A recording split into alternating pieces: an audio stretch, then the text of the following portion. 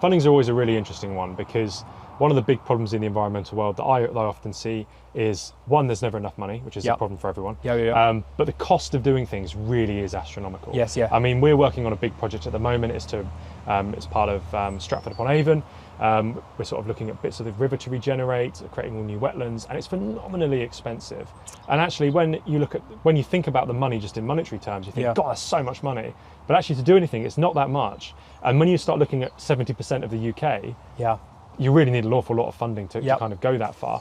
And there's lots of people willing to fund, but they're often willing to fund very specific things. Yes. And I think that's one of the real stumbling blocks. And one of the stumbling blocks I often see and hear about is kind of the Forestry Commission. They're doing a lot of great work, but at the same time, they're very limited in that they'll fund forests. And we don't need forests. We need less dense systems to try and work with these agricultural systems. We have to look at more agroforestry, canopy cover objectives, and that type of thing. In my opinion, could be wrong, but that's my opinion on it.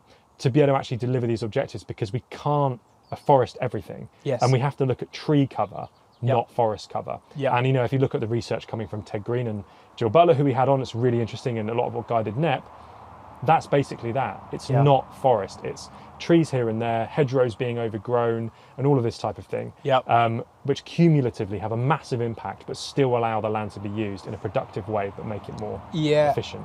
And this is a massive point. So I was with a group of farmers yesterday. So we're doing a 4,500 acre landscape scale project. It's about 22 landowners who have come together and, using the Land app, have basically created a baseline across holding by holding. So what have we got exactly? How does it look, and how's it structured? And then they've all designed a future scenario. So where we want to put hedges, where we want to put infield trees, where we want to do natural regeneration. There's kind of connectivity woodland blocks as well, just to kind of create that landscape connectivity. So they've all done that holding by holding. And within the Land app, we can aggregate that into a landscape view. So we've done that, and you can see, therefore, the baseline across the 4,500 acres, so much more granular than Ordnance Survey data, more granular than RPA data. And then on top of that is the future vision that they all have. And the beauty of it is that where a land manager said, I wanted to put a hedge here, and their neighbour says, I want to put a hedge here, in this system, they can go, oh, actually, if I nudge my hedge up 10 metres and you bring yours down 10 metres, we can create this connectivity. So this is kind of what the information transfer between multiple parties is enabling. So we can get these aligned designs. And what's exciting about that is we're working with a corporate that's based in just sort of 20 minutes away from the site. It's an international organisation who are very heavily committed to delivering great outcomes for nature. And it's looking like they're about to fund 4 kilometres of new hedges, and potentially, I think it's 10 wetland restoration projects within this landscape. So anyway, point of all that is to say that what you fundamentally need, so big corporates also don't want to just fund a farm. They don't want a one-to-one relationship. They want to enhance the whole landscape. Right? That's how the benefits are going to be derived. But you want to keep the admin as low as possible for everyone. So baseline, very easy to do on the Land app. Future design, very easy to do on the Land app.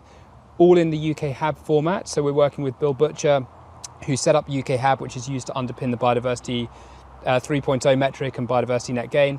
So everything's in the same consistent language. You can calculate the uplift in biodiversity units and then present that very cleanly to the corporates. And they go, off that palette of options, I want to fund the hedges and the wetland projects. Because it's already digital, it can be accounted for. A price per metre, which is what we've done for hedges, has been listed. And essentially, we're going through the kind of closing stages of that deal right now. So, and just to kind of try and explain how quickly this has happened, I went for a walk with the landowner, the key landowner within that landscape, about 12 weeks ago. And we're already at the stage of having a potential deal with a big corporate. And it's exciting because we've got the Surrey County Council involved in it, we've got the Surrey Wildlife Trust involved in it, we've got the facilitation funds involved in it, Natural England involved in it. It's all dovetailing into the new agri-environment scheme, or new ELMS, the government scheme. So what we're seeing is, to make these projects viable, efficient, scalable, the more that you can reduce that information flow between all those fundamentally relevant stakeholders, the quicker you can get to a point of transaction with a full audit trail. So kind of, I guess I'm looking through potentially a bit of a blinkered lens, but everything we're doing is to try and enable great outcomes, and we're just trying to make the process as efficient as possible, and that's the model we're using at the moment.